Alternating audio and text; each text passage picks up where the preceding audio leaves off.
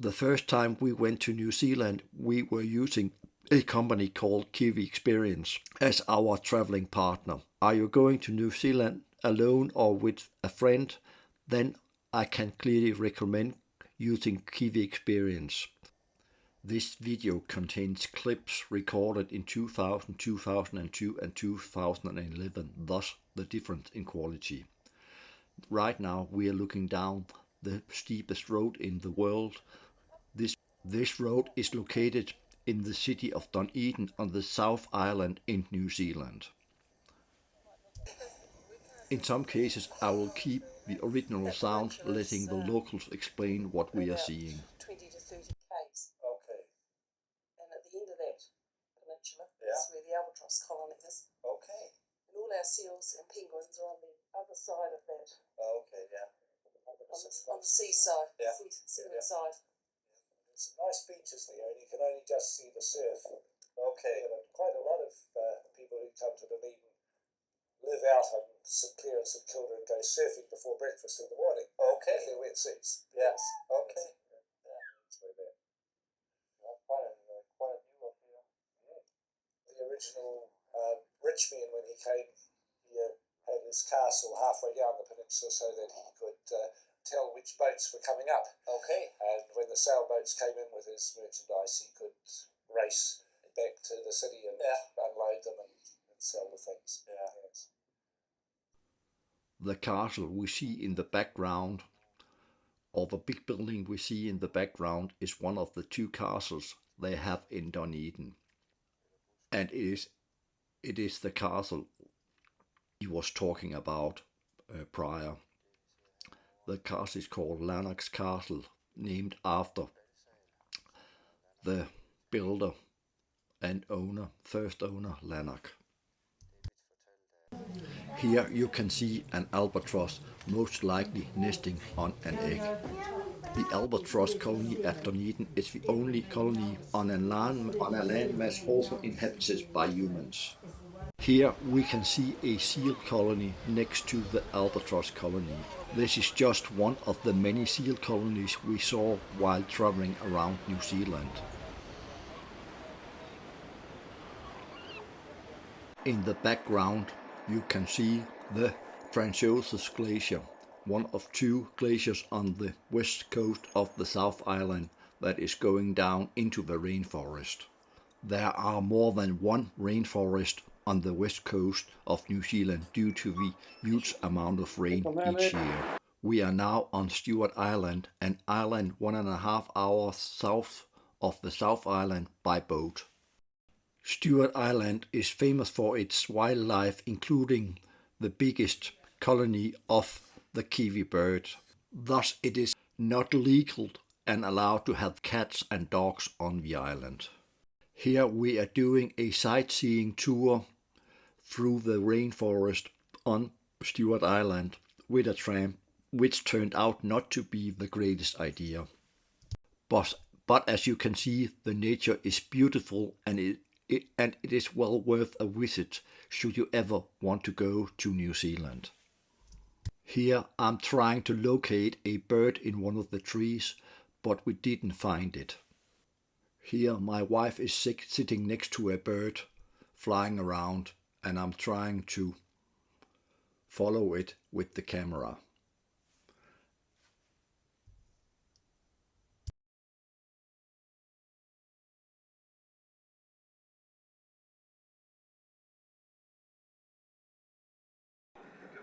Here we are riding in an old tram out in Christchurch, New Zealand. Christchurch is the biggest city on the South Island and is also called the most British city outside of Britain.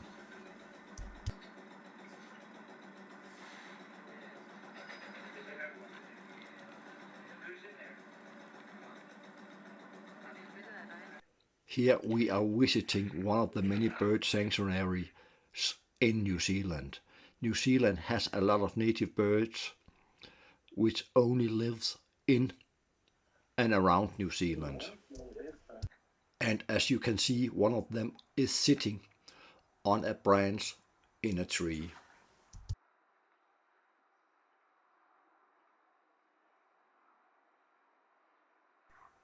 As you can see, the nature in New Zealand is quite beautiful and is thus also used in many Hollywood productions. Right here you can see a duck swimming in the lake. This here is one of the many beautiful waterfalls which you can find in New Zealand.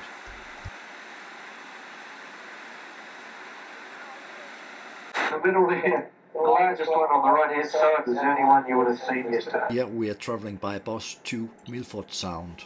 We'll stop here for a quick squish as well. Before we go.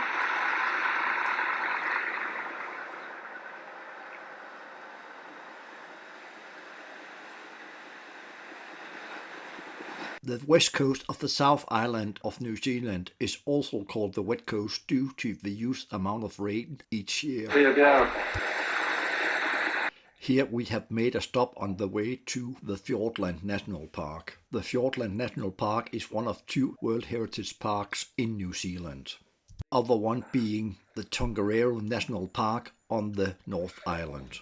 This is the chasm at Millford Sound. The chasm is famous for the way the river has sculptured the stones in the river.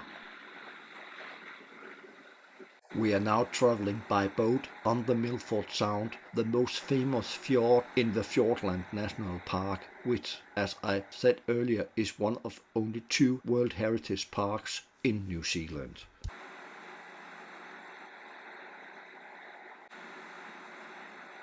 It's raining.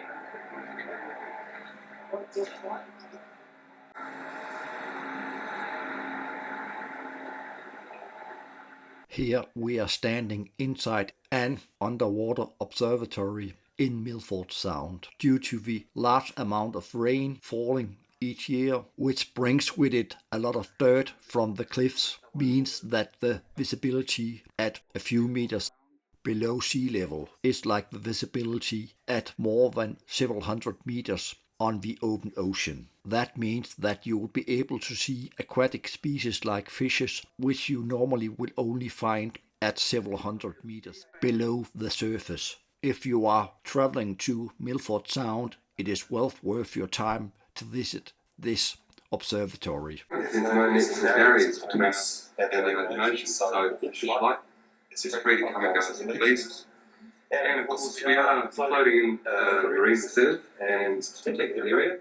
We try not to have any human impact whatsoever on the place, just floating here. So we don't feed or encourage the fish at all. They're just relying on a natural food chain out there. It's a very unique environment. Out on the blue left-hand side out here, it is a good example of the special creatures that we've got here. Those white bushes out the windows are a black hole. The white thousands of bullets which sit in the water for plankton. And they bring a mass skeleton or branches to like. They're very slow growing, they also to be about 8 years old. So they're very prone to exploitation, there's commercial value to jewellery. Many parts of the world I think this is here in December, they're protected in the country.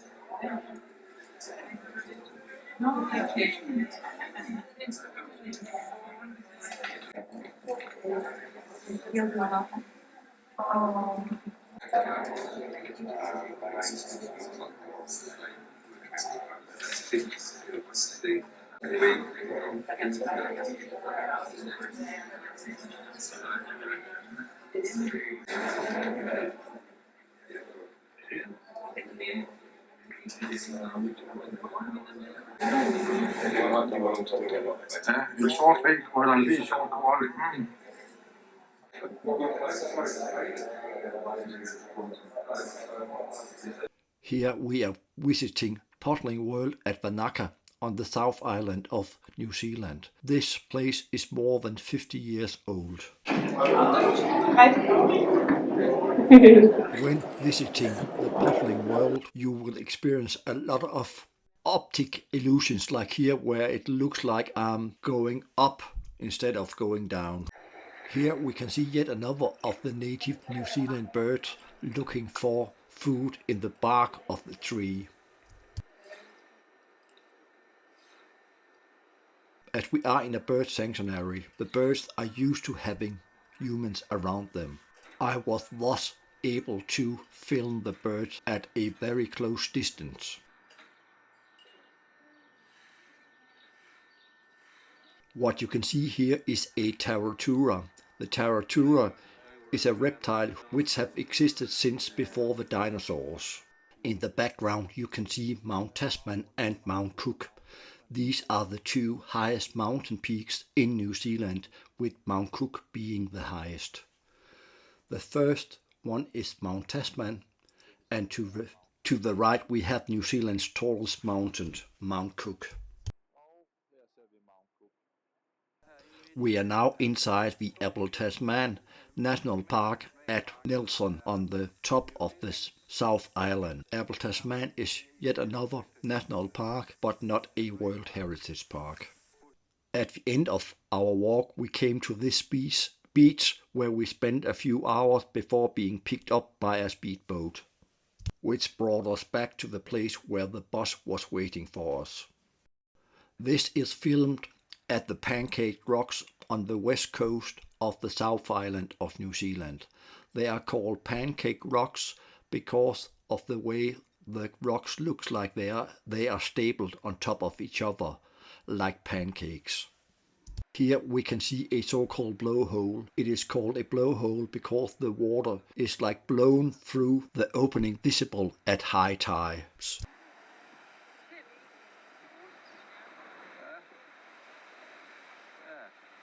Here it is quite easy to see why they are called pancake rocks, as it is easy to see how they look like they are stable on top of each other. Here you can see the Wizard of Christchurch. He is a local tourist attraction who has spent more than 20 years talking to people on the main square in Christchurch. In 1982 he was appointed the Wizard of Christchurch, and in 1990 he was appointed the official Wizard of New Zealand by the then Prime Minister, Mike Moore, who happened to be an old friend of his. Here we are back on the west coast. Okay, we'll start with this young lady. She's Australian brush-tailed possum. Tail here. So at least they're from Australia, early settlers. Now we have at least 70 million possums. 70 million plus. There's so many out there that recognise as a number one interesting. They look really cute, cuddly.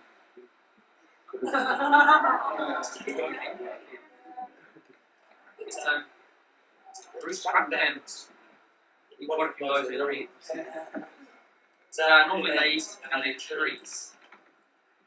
One possum alone might eat about 300 grams a night. Nocturnal, so they're active at night.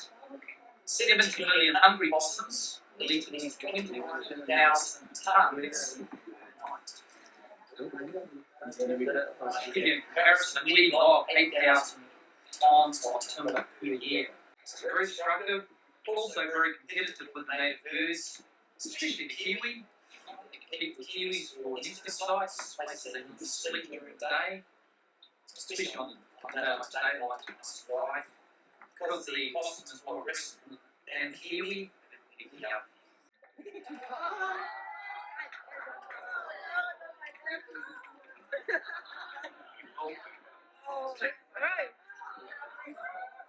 Okay, what I have here is one of the few things that are native to New Zealand.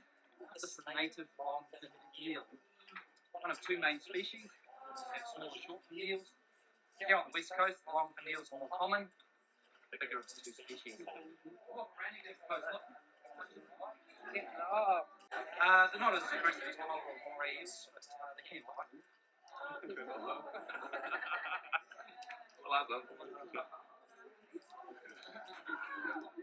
Okay, here about sphagnum hospital. Okay, well, here on the west coast, within the last 15 years, sphagnum moss, which is moss that grows here naturally, has developed into an industry that's now worth, on average, $200 million in exports. West coast. So around here, taking them off, big business. What I have in the bag here is what it looks like once it's been dried out. See down to the ground, green moss down here, that's what it looks like live. Naturally very absorbent, will hold at least 20 times its own weight in water. It's also naturally sterile, contains a natural element, doesn't allow bacteria to live in it, it's also biodegradable.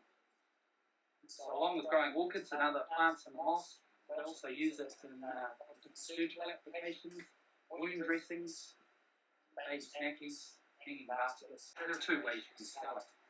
Simply pick the moss and sell it wet, take that same moss, spread it out on a rack, dry it out in the sun, sell it in the dry state. Obviously today with a bit of rain falling out of the sky, moss out here is reasonably damp. So if you picked it and sold it today, you get between 35 to 45 cents per kilogram.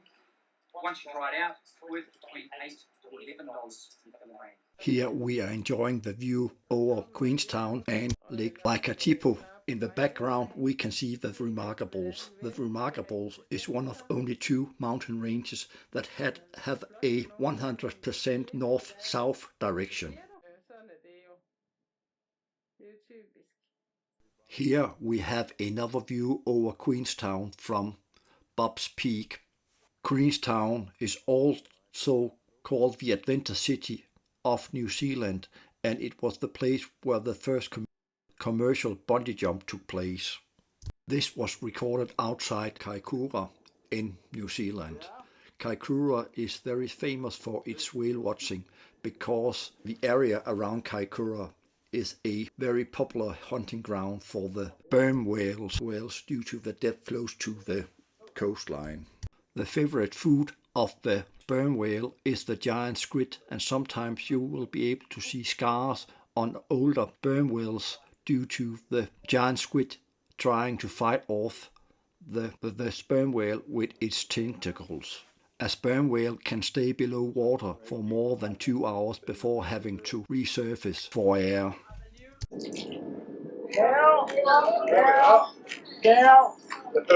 Here we are visiting a sheep shearing station with some of our friends from New Zealand, and Donald will be explaining why and how many sheep they can share per day. The second stand, he'll probably do 400 today. The one on the end, he'd do probably 350. And these guys here probably close to 300 each. Okay, that's a lot. Yeah. These would be almost as good a gang as the see anyway. Okay. We are standing outside the National Museum in Wellington, New Zealand, Tepapa. Because New Zealand is placed on top of two fault lines, the museum is built on rolls that enables it to move with the shakes of an earthquake. Crack the surface, make it move. Gondwana began to split apart. New land shapes formed. Shapes we recognize today. Land, plants, animals, all went their separate ways. Then was our land. New Zealand split away. Its long ocean voyage began. Into isolation. Its shape changing and changing. Carrying its own cargo of living things. Carrying the story that scientists can now tell of our old connections with lands now far apart. Here we can see the Treaty of Waitangi, a treaty between the Maori and the Haka, which was the Maori name for the European settlers. The treaty was not fair to the Maori people, but they had to accept it due to the strength of the adversary, the Europeans. Later, the New Zealand government has tried to rectify that by making Maori one of 3 official languages and giving back large areas of land to the different tribes. Here you can see a giant squid which was caught in a fishing net 2 years prior to our visit in 2011. It is now a permanent part of the exhibition at Tepapa in New Zealand.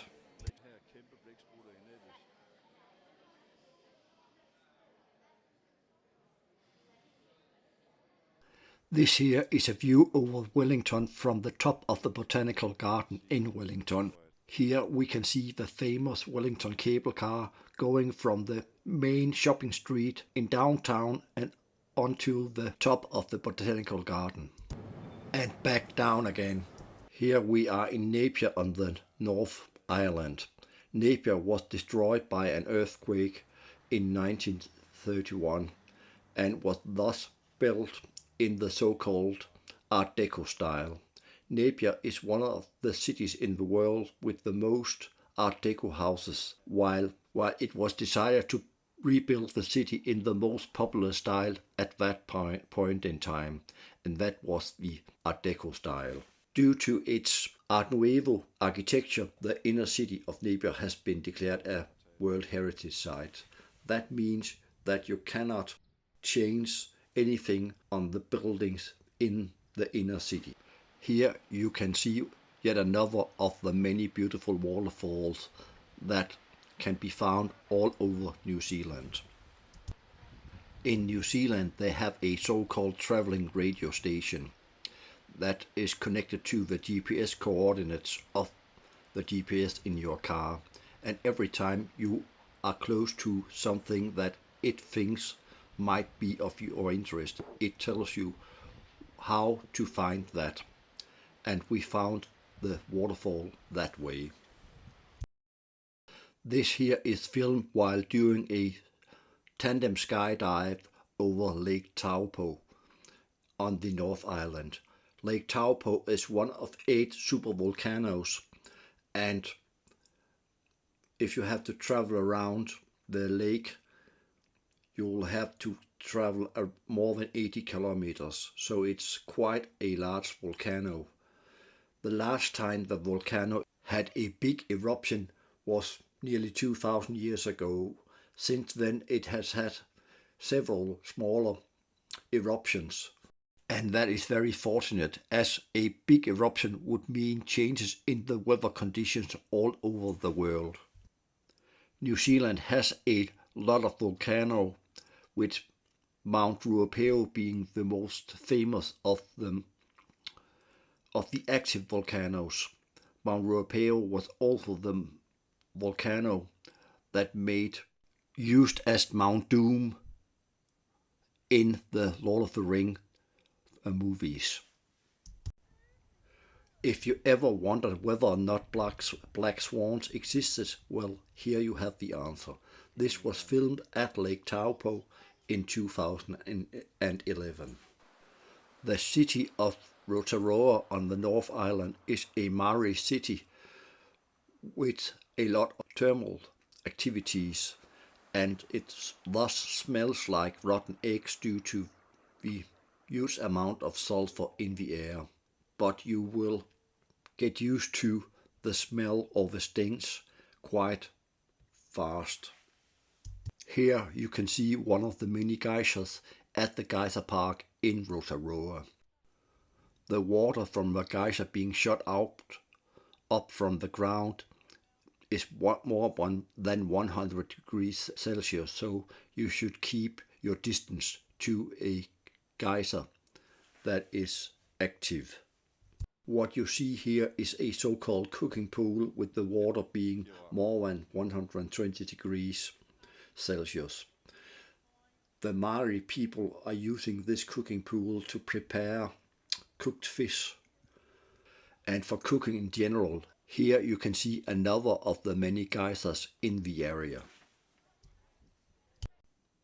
And this here is the biggest geyser in the geyser park of Rotarua, and the hotel behind it is called the Geyser Park Hotel due to the many geysers in the area.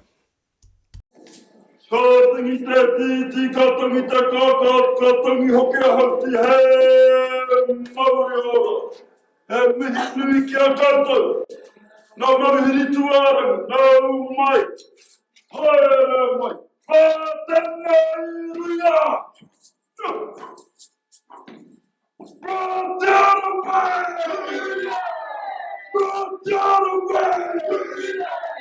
toy was used by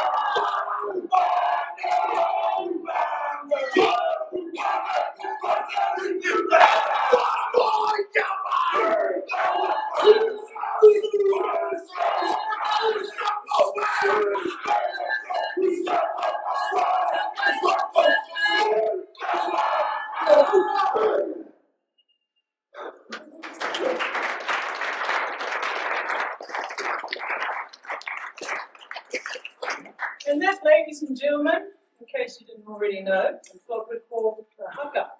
In days of old, the Haka was performed by our people as a stimulus before going to battle. And the idea was to use every single muscle in the body, including the eyes and the tongue, to prepare the warrior physically, spiritually, and emotionally for the onslaught. An idea of the jigging fly. Of course, you can see there's kind of a hole here in the tree. Grabbed a board or a branch out of the bush, simply shaped the end of it and rammed it into that hole in the tree. It did two really important things. One, it got them higher in the tree. You can see it's a lot narrower, a lot faster to cut down. Also, you can see the wood down here, the red line of the tree coming through, it's quite bent and twisted. There actually wasn't a lot of use to them. So they get above that waste wood, just taking the nice straight wood, the wood that they could use, leaving the waste behind. Of course, the tree that I described though, the root line would come right through to here. You can imagine they cut a hole here, one there, one up here, three boards working their way to cut through the tree right up here. Now, just take a board or a branch out of the bush, simply shape the end of it, cut a hole in the tree, drive it in, and hope that it stayed in there. You can imagine a bit of movement, or if it wasn't put in properly, it would slip out quite easily. Volunteer for the jigging climb. Lady in the back row there scratching her arm. Don't panic yet actually, because we don't have that good a public liability insurance. I do have to carry on and do this one myself. Here we go. We'll start to see the idea of our jigger climb. We're getting nice and high up into our tree, of course, on this narrow little board. Then we grab a razor sharp axe and start swinging it around our body. Here we go.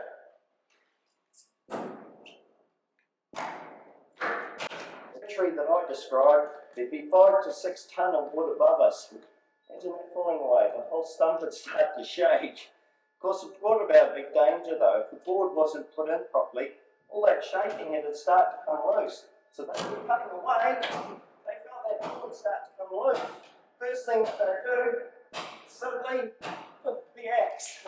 That lady down here looks like she's going to catch it for me. Don't worry, I'll try a handle first. This is called a splitting gun. You can see it's quite a heavy piece of steel. It's also hollowed all the way up to a small hole up here. What we do with this is we fill it up with gunpowder and then bash it into the end of our wall with a big hammer. In fact, in Granddad's day, they were actually called a maul. Not on Granddad's maul over here. We simply bash this into the end of our wall, put the fuse in here, light it and run. Okay, it's a very simple demonstration. Explosion inside this log. It will simply rip this log into 2 parts, blowing it in half. Right, we're going to do a small demonstration of this today. Okay, Laura, how much gunpowder would you like in here? Sorry? You have to speak up, I'm a bit deaf from all the explosions. This for a minute, okay? Whatever you do, don't spark it here, okay? You're making me nervous now. Right, how much fuse would you like, Laura? More? More? Okay.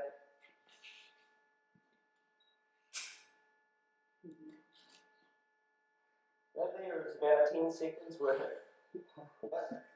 I can see you're getting nervous there. Yeah, you can see a couple of dents there on the wall. We have had a couple come out, but it's relatively safe. It's reinforced that wall. Laura, if you'd like to come around this other side. Right, this is really important, okay? When you light it at arm's length. It's like a big skyrocket fuse, it's going to blow sparks up about this high and about that round. Okay? As soon as it's lit, not joking, you've got 10 seconds. Come around behind the log and down the stairs. Okay? That's my seat. Just down the stairs. Okay? Are you alright to get going with this? Yeah. Excellent.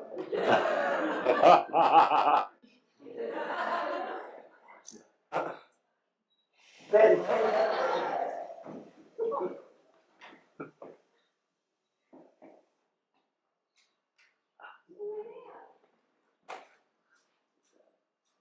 winner.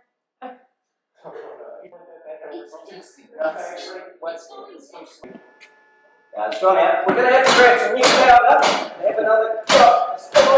Unfortunately, the powder must have been a bit too. Oh my gosh, look out!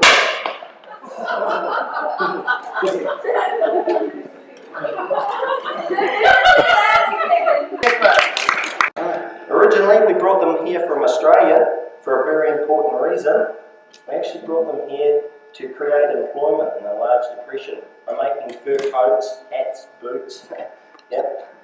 No, settle down. I wasn't meaning you. Of course, now fur's gone out of fashion. We're left with about 70 million of them here in New Zealand. So if we've got any Australians in our audience, if they'd like to take a few home with them, make sure you get the right type though. There is two types of opossum here in New Zealand. Even I didn't realise this until a little while ago. This type you see here is nocturnal, means it comes out during the night. You can see it's quite round and plump. Then there is flat mate. Ones that you see out on the roads during the day. Because, just to turn the handle to show you how fast we go. Okay, if one of you would like to just turn the handle first. Yep. That there is a minimum speed, okay? If you go too slow, it makes it very easy to cut the sheep. So it's quite important, the speed. Right, I'm just I actually don't cut the sheep.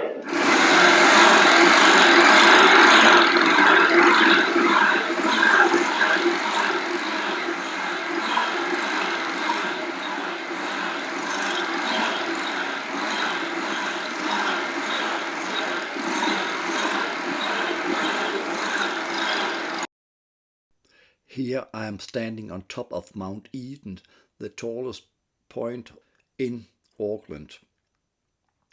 Mount Eden is one of 60 volcanoes on which Auckland is built. Fortunately, the volcanoes are extinct, but with 60 volcanoes, Auckland is also very hilly. In the background you can see Sky Tower. Sky Tower is the tallest building on the southern hemisphere with its 328 meters. Auckland is by far the biggest city in New Zealand with roughly 1.5 million people out of a total of 5 million people.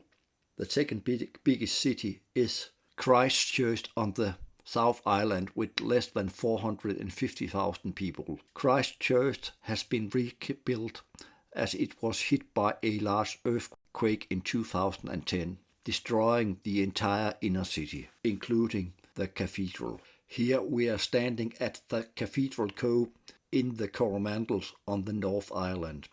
A few months before that, Ian McKellen, the one who played Gandalf in the Lord of the Rings movie, had taken a picture from the exact same location. Here we are walking down towards the beach of Cathedral Cove. The beach was used when the children returned to Narnia in the second Narnia movie, Prince Caspian, and it is quite beautiful.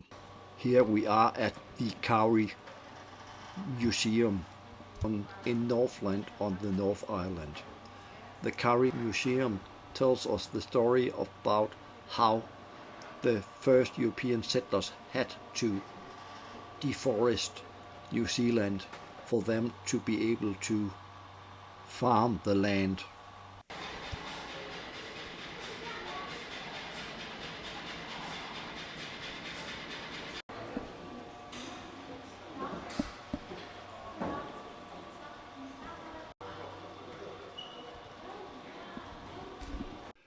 Here I am standing next to the Four Sisters. The Four Sisters are kauri trees, and the kauri tree is the second biggest tree in the world after the redwood trees in the redwood forest.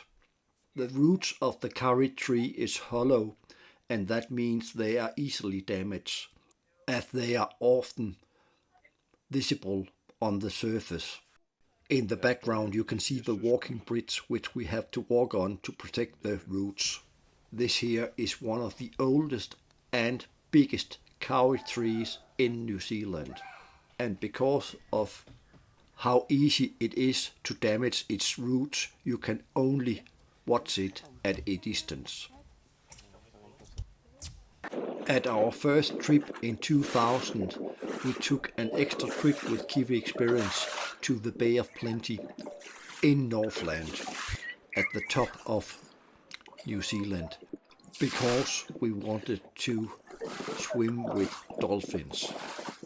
As you can see here, we found the dolphins, but I found the water a bit too cold, so I never really got the chance to swim with the dolphins.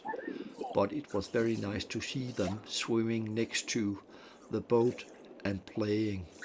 All in all, a trip to New Zealand is something I really can recommend as something you need to have on your bucket list if you have the opportunity, as you can experience the same kind of nature in a country the size of England as you can in the North America and Europe, including Iceland.